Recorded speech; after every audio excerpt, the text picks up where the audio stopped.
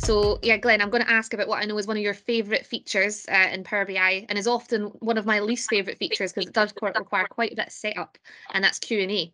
So I know one of the biggest challenges we get is BI teams who get an ad hoc request from someone in the exec saying, I need to know the numbers for last month. And that number's probably sat in their Power BI suite somewhere, but they want someone to spell it out to them. They want it on a page. They don't have time to go through the suite of reporting. And I know Q&A can be a really great answer to that problem. Q&A definitely can. Effectively, Q&A lets you use natural language, natural everyday language to query the underlying data set.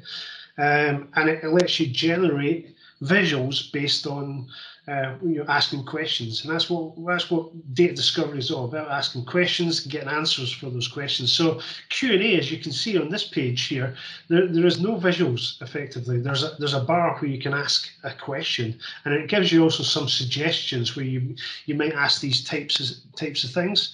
But let's just start off. If we said I want to see the top 20. And then gives you some intelligence as to what might you want to ask here. So I want to see top 20 loans by risk amount. So I've just asked that question, and it's given as a visual here. It's actually doing by ID. Let's just say as a bar chart, shall we? So obviously question dependent, as you said, Megan. You need to know the kinds of questions. At the moment, I'm just going off the cuff. But then, this is the type of thing we see from here.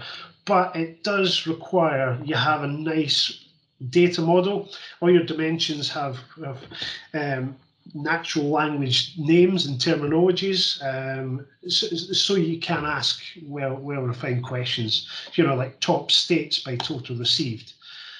So if I click here, it's given us a map. So all I'm asking for is states being a spatial